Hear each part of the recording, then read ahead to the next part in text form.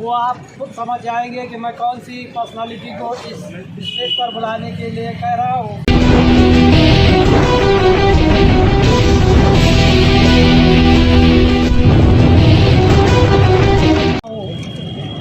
वो आप खुद समझ जाएंगे कि मैं कौन सी पर्सनालिटी को इस स्टेज पर बुलाने के लिए कह रहा हूँ।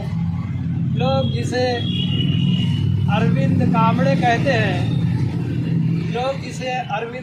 कहते हैं, मैं ये समझता हूँ कि उसके कांबड़े इस नाम में कांबड़े इसलिए लगाया गया है कि उसके काम बड़े हैं। इसलिए मैं चाहूँगा कि इसके बाद जिसके काम बड़े होते हैं वही अरविंद कांबड़े, उनको मैं अपने ख्यालात का इजहार करने के लिए आमंत्रित कर रहा हूँ।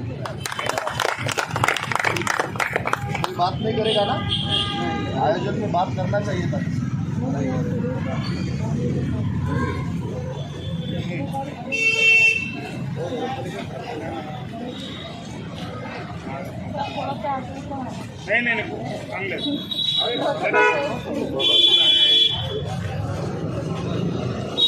ला इलाहा इल्लल्लाह मोहम्मद रसूलुल्लाह। अल्लाह का नाम लेते हुए और इस भारत देश में जन्मे हुए सभी जाति धर्म के संतों, गुरुओं, महापुरुषों को विनम्र अभिवादन करते हुए मैं आप सभी लोगों को सलाम वालेकुम करता हूँ। सलाम वालेकुम। मैं आप सभी लोगों की सलामती की दुआ करता हूँ। बहुजन रिपब्लिकन सोशलिस्ट पार्टी कटकटी गेट, नेहरू नगर, हमने यहाँ पार्टी के शाखा का उद्घाटन किया। मेरे नेतृत्व में, मेरे हाथ से ये पार्टी के शाखा का उद्घाटन हुआ। मैं ऐसे जाहिर करता हूँ। और इस शाखा को खड़े करने के लिए पार्टी के जिला उपाध्यक्ष सैयद मुख्तार अली, पार्टी के ज़िला के महासचिव शेख फ़हीम भाई, पार्टी के शहर अध्यक्ष सैयद निसार भाई, पार्टी के शहर सचिव चाँद बाबा मियाँ शेख और उनके साथ जुड़ी हुई सभी हमारी टीम, हमीद दादा हो, शिवाजी दादा हो, नज़ीर दादा हो, इरफान दादा हो, और हमारे यहाँ उपस्थित पार्टी के ज़िला उपाध्यक्ष अजीम भाई वलीकर, हमारे दूसरे ज़िला उपाध्यक्ष शेख मुख्तार दादा और पार्टी के सभी सम्मानित पदाधिकारी, महिला ज़िला अध्यक्ष लताताई सरदार, महिला अन्य पदाधिकारी और ज़िला के युवा अध्यक्ष राजू भाई निकालजे और सभी मेरे भाइयों बहनों बुज़ुर्गों। भाइयों, हमने यहाँ बीआरएसपी पार्टी के शाखा का उद्घाटन किया और हमने कार्यालय का उद्घाटन भी हम अभी कुछ ही मिनटों में करेंगे। हमने देखा है कि बहुजन रिपब्लिकन सोशलिस्ट पार्टी आए दिन बढ़ती ही जा रही है। इस औरंगाबाद शहर के सभी जाति धर्म के लोग, वो किसी भी जाति में हो पर वो आदमी बीआरएसपी से जुड़ना चाहता है, बीआरएसपी से काम करना चाहता है, क्योंकि सभी जाति धर्म के लोगों को ये पता है कि हमारा दुख दर्द, हमारी तकलीफ कोई अगर जानता है और उस तकलीफ को अगर कोई मिटा सकता है तो औरंगाबाद शहर में एकमेव पार्टी है जिसका नाम बीआरएसपी है। हम बीआरएसपी के माध्यम से दबे कुचले बहुजन समाज के लोगों को, जो सत्ता में नहीं है, जो उद्योगपति नहीं है, जो आमदार खासदार नहीं है, ऐसे तबके के लोगों को, जो गली चौराहे में रहते हैं, जो झोपड़पट्टियों में रहते हैं, जो हमारे मुस्लिम भाई है, दलित भाई है, अन्य समाज के लोग हैं, ऐसे सभी जाति धर्म के लोगों को उनके हक अधिकार के लिए, उनके न्याय के लिए, उनके ऊपर अन्याय नहीं होना चाहिए, उनको शिक्षा मिलनी चाहिए, उनको अच्छा घर मिलना चाहिए, उनको अच्छी नौकरी मिलना चाहिए, उसको सरकार के माध्यम से अच्छा संरक्षण मिलना चाहिए और उसको मान सम्मान, आत्मसम्मान की ज़िंदगी बसर होनी चाहिए। इन सभी मुद्दों को लेकर हम बीआरएसपी के माध्यम से काम कर रहे हैं। भारत के संविधान ने हमें बहुत सारे अधिकार दिए, भारत के संविधान ने हमें यहाँ पे शिक्षा लेने का अधिकार दिया, नौकरी करने का अधिकार दिया, अच्छा व्यवसाय करने का अधिकार दिया, अच्छे कपड़े पहनने का अधिकार दिया। भारत के संविधान ने हमें बहुत कुछ अधिकार दिए, पर यहाँ के लोग हमें वो अधिकार नहीं देना चाहते। क्यों नहीं देना चाहते, इसे भी समझना होगा, क्योंकि उनको ये पता है इस भारत देश की दलित और मुस्लिम समाज की जो कौम है, ये ज़्यादातर बहुत सारी ताकत में इस देश में है। इस देश की मुस्लिम समाज की कौम और दलित समाज की कौम देश में 50% से ज़्यादा है। और ये लोगों को पता है कि ये कौम, ये कोई बुज़दिल कौम नहीं है, ये कौम लड़ाऊ और ताकतवर कौम है, ये कौम स्वाभिमानी कौम है। और इस कौम को गुलाम बनाने के लिए बार बार हमारे देश में षड्यंत्र किया जाता है। वो षड्यंत्र भारतीय जनता पार्टी के माध्यम से किया जाता है, वो षड्यंत्र आरएसएस के माध्यम से किया जाता है, वो षड्यंत्र बजरंग दल विश्व हिंदू परिषद के माध्यम से किया जाता है। हाल ही में हम सब लोग देख रहे हैं, आप लोगों भी, हम सब सोशल मीडिया के ज़माने में जीने वाले लोग हैं। हमने देखा है कि कर्नाटक में हमारे कुछ मुस्लिम महिलाओं को, स्टूडेंट को हिजाब पहनने के वजह से, नकाब पहनने के वजह से कॉलेज में जाने नहीं दिया। उनको कॉलेज के गेट पर रोका गया, उनको गेट के अंदर लेने के बाद अलग वर्ग में बिठाया गया।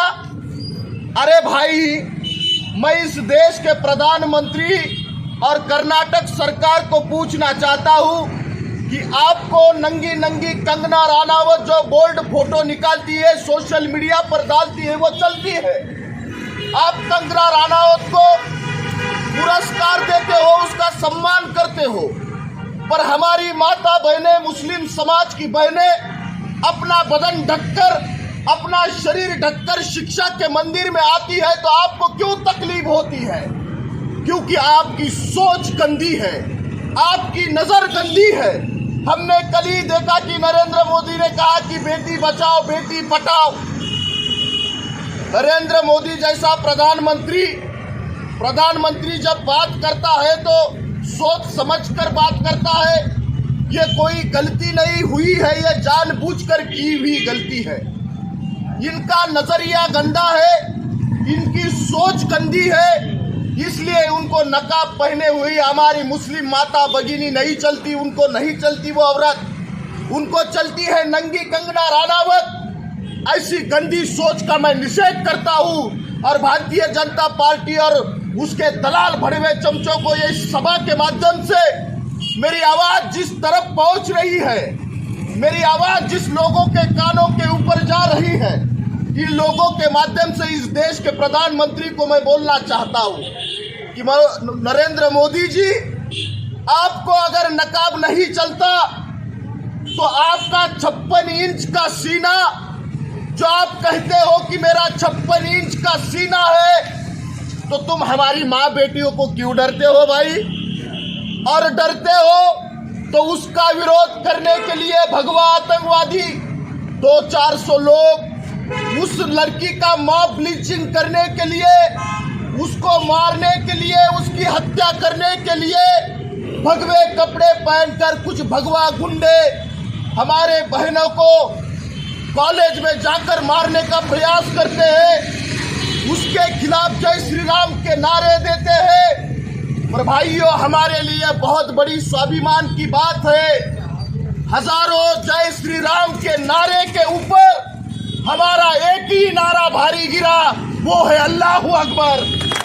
हमारे बेटी ने ना डरे हुए ना रुके हुए बड़ी शिद्दत के साथ, बड़ी हिम्मत के साथ उस हजारों भगवादारी का मुकाबला किया और इस देश को बताया मुस्लिम समाज की एक लेडी हजारों भगवादारी का मुकाबला कर सकती है, हजारों आरएसएस बजरंग दल के गुंडों का मुकाबला कर सकती है। ये हमारे मुस्कान दीदी ने कर्नाटक में दिखाया। पर हम उस गंदी सोच का निषेध करते हैं जो बार बार मुस्लिम समाज को गंदी नजर से देखते हैं, आतंकवादी नजर से देखते हैं। अरे भाई, क्यों देखते हो? क्यों डरते हो? जब भी चुनाव आता है कोई ना कोई हिंदू मुसलमान का लफड़ा देश में खड़ा होता है। जब भी चुनाव आता है हिंदू धर्म खतरे में आ जाता है। जब भी चुनाव आता है तो हमारे यहाँ फसाद खड़ा किया जाता है। इस सोच को हमें समझना जरूरी है। भारतीय जनता पार्टी इस देश को हिंदुत्व राष्ट्र बनाना चाहती है।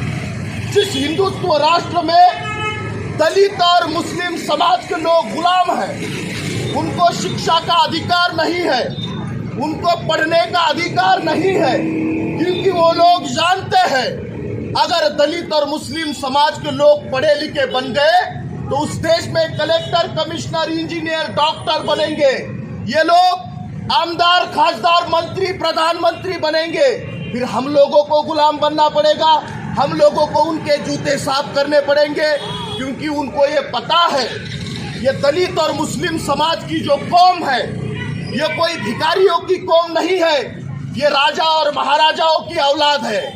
ये औलाद राजा और महाराजाओं की औलाद है। मुसलमानों ने इस देश में कई साल, 750 साल राज किया है। दलितों ने इस देश में कई साल देश पर राज किया है।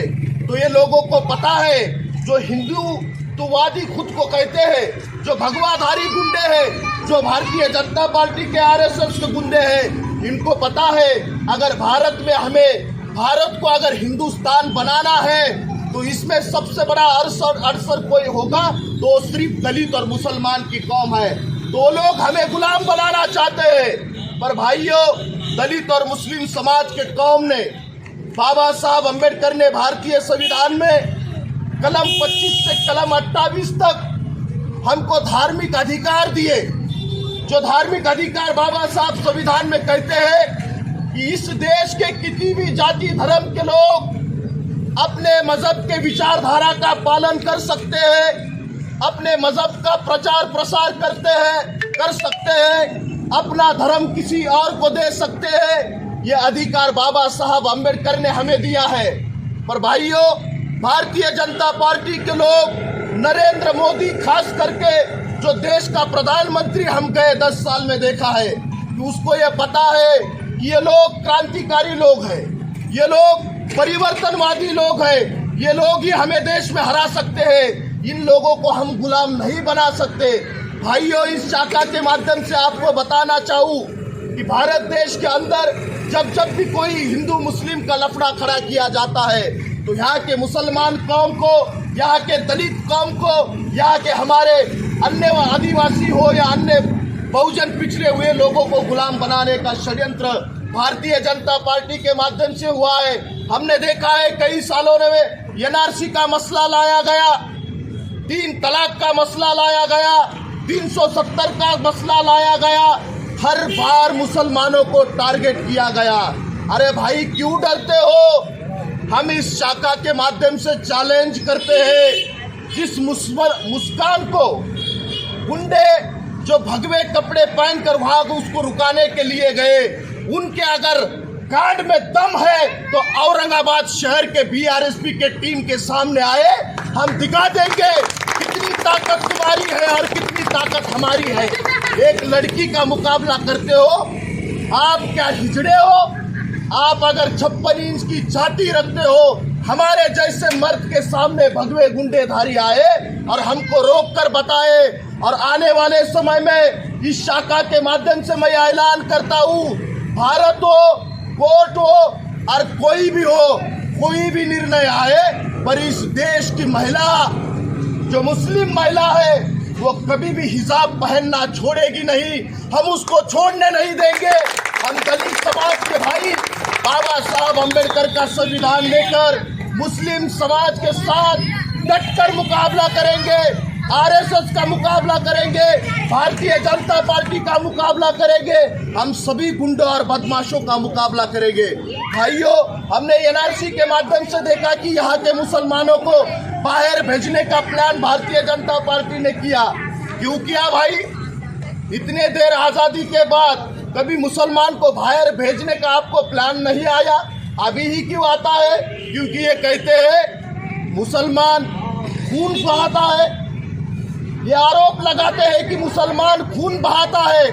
अरे भाई, जो मुसलमान वजू करने के बाद ज्यादा पानी बहाने की भी इजाजत नहीं देता, आप कैसे कहते वो खून बहाता है? खून नहीं बहा सकता। मुसलमान इस देश की मानवतावादी कौम है, मुसलमान इस देश की लोकशाहीवादी कौम है। और भाइयों, मैं इस शाखा के माध्यम से आपको बता दूं, दलित समाज के भाई, जब भी मुसलमान समाज पे, हमारे मुस्लिम समाज के ऊपर कोई मसला होगा, हम उसका डटकर मुकाबला करेंगे। औरंगाबाद शहर में करेंगे, देश में करेंगे, जहां कहीं भी हो, हम मुस्लिम समाज के साथ बड़ी ताकत से, बड़ी शिद्दत से वहां खड़े रहेंगे। एनआरसी के बाद हमने देखा कोरोना का टाइम आया, कोरोना बीच में आया, इसलिए हमको उस एनआरसी को थोड़ा भूलना पड़ा, थोड़ा साइड में रखना पड़ा। पर भाइयों, मैं आपको बता दूं, नरेंद्र जो मोदी है, इसकी सोच हिटलर शाही है। ये हिटलर की सोच रखने वाला आदमी है। ये कभी भी हमको गुलाम बनाने का षड्यंत्र करता है, कभी भी हमको वो गुलाम बनाकर सिर्फ वोट की राजनीति करने का षड्यंत्र करता है। पर भाइयों, आपको इस शायरी के माध्यम से मैं आपको बता दूं कि नरेंद्र मोदी कितना भी हमें बाहर जाने की कोशिश करे, बाहर भेजने की कोशिश करे, पर राहत इंदौरी कहते हैं, वो बुलाती है मगर जाने का नहीं, वो बुलाती है मगर जाने का नहीं। ये दुनिया है जनाब, इधर जाने का नहीं। मेरे बेटे, इश्क करना है तो कर, मगर हद से गुजर जाने का नहीं। वो गर्दन नापता है तो नाप लेने दे, मगर जालिम से डर जाने का नहीं। सड़कों पर जनाजे ही जनाजे है, सड़कों पर जनाजे ही जनाजे है, मगर वक्त अभी मर जाने का नहीं। दुनिया छोड़ना हमें मंजूर है, लेकिन भारत छोड़कर जाने का नहीं, भारत छोड़कर जाने का नहीं। नरेंद्र मोदी आओ या अमित शाह हो या उनका बाप पैदा हो, मुसलमानों को इस देश से कोई हटाल नहीं सकता। बाबा साहब अम्बेडकर ने मुसलमानों को इस देश की नागरिकता दी, इस देश में सभी को सम्मान अधिकार दिए, सबको हक अधिकार दिए। भाइयों, बार बार हमें जो षड्यंत्र गुलामी का चल रहा है, उसे हमें समझना जरूरी है। इस हालत को समझना जरूरी है, इस हालत के साथ लड़ना जरूरी है, फाइट करना जरूरी है। हमको दलित और मुसलमान कौम को एक साथ आकर इस नरेंद्र मोदी के खिलाफ लड़ना जरूरी है, क्योंकि एक शायर ऐसा कहता है कि जज्बा है शोक शहादत तो क्या कीजिए। अभी का वक्त जो है, अभी का वक्त जज्बा है शोक शहादत तो क्या कीजिए। अब हमने भी हाथों में सर ले लिया है, कत्ल होने से कब तक डरे यारो, जब कातिलों के मोहल्ले में घर ले लिया है। वो खुद को तेरा हिंदुस्तान मानते हैं। अरे भाई, तेरा हिंदुस्तान नहीं है। बाबा साहब अम्बेडकर ने पहले ही कलम में कहा है, India that is the Bharat, ये भारत है। इस भारत को हम हिंदुस्तान होने नहीं देंगे, किसी भी कीमत पर होने नहीं देंगे। चाहे नरेंद्र मोदी आओ, चाहे अमित शाह आओ, चाहे मोहन भागवत आओ, इस हिंदुस्तान को हम होने नहीं देंगे, इसे भारत नहीं रहने देंगे। क्योंकि इस भारत के अंदर सभी जाति धर्म के लोगों को भारत के संविधान ने हक अधिकार दिए, आत्मसम्मान से जीने के अधिकार दिए, हमको इज्जत की जिंदगी बसर करने के अधिकार दिए। इसलिए भाइयों, हम सभी की जिम्मेदारी है कि भारत के संविधान का रक्षण करें, भारत के संविधान को हम सुरक्षित रखें। इस शाखा के माध्यम से हमने जितने भी पदाधिकारियों को यहाँ पे नियुक्त किया है, मैं उनके हिम्मत की दाद देता हूँ, मैं उनको शुक्रिया अदा करता हूँ, मैं उनको मुबारकबाद देता हूँ कि आपने इस मूवमेंट को यहाँ खड़ा किया, आपने आरएसएस, भारतीय जनता पार्टी, बजरंग दल को खत्म करने के लिए इस आंदोलन को चलाने का प्रयास किया, इस शाखा का उद्घाटन किया। मैं आपको तहे दिल से शुक्रिया अदा करता हूँ और इस शाखा ओपनिंग के माध्यम से देश के सरकार को और महाराष्ट्र के सरकार को मैं ये इशारा देता हूँ कि आज के बाद कभी भी भारत के अंदर हो या देश के अंदर हो, हमारे महाराष्ट्र के अंदर हो, कभी भी दलित और मुस्लिम समाज के खिलाफ अगर कोई लफ्ज निकालेगा, अगर कोई कानून बनाएगा, अगर कोई हमें दबाने का प्रयास करेगा, उसका बंदोबस्त करने का काम बीआरएसपी यहाँ पे करेगी। जो भी दलाल भड़वे हैं, जो भी आरएसएस और नरेंद्र मोदी के गुंडे हैं, उनका मुकाबला करने का काम यहाँ पे बहुजन रिपब्लिकन सोशलिस्ट पार्टी करेगी। यही आशा और विश्वास के साथ मैं आप सभी की रजा लेता हूँ और ये उम्मीद करता हूँ आने वाले समय में हम इस देश में दलित समाज को, मुस्लिम समाज को एक अच्छी शिक्षा मिलने के लिए, उनको अच्छा घर मिलने के लिए, उनको अच्छी नौकरी मिलने के लिए, उनको आत्मसम्मान और इज्जत की जिंदगी जीने के लिए, यहाँ के महिलाओं के सुरक्षा के लिए, हमारे बच्चों के भविष्य के लिए, हमारे कौम के भविष्य के लिए हम सभी इस आंदोलन में शामिल होंगे। इसी आशा और विश्वास के साथ मैं मेरे वाणी को विराम देते चलूं। धन्यवाद। जय भीम, जय भारत, जय शिवराय, खुदा हाफिज।